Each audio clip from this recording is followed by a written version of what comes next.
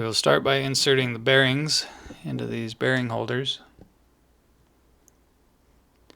The one without the hole going all the way through goes onto this motor mount side.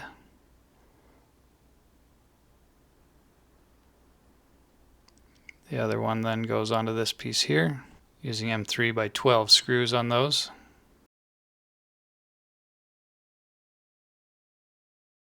Then we'll install the frame pieces using M3 by 10. Remember, you're going into plastic, so just get it snug. Then grabbing our idler pulleys, they'll be positioned in between these. I like to get the screws started so that I can slide the pulley onto the screw, and then I'll run the screws the rest of the way in. Those can move back and forth. They'll self-center when the belt is in. So now we can feed our belt through. Large gear in there with the belt around it, and then we can slide our shaft through.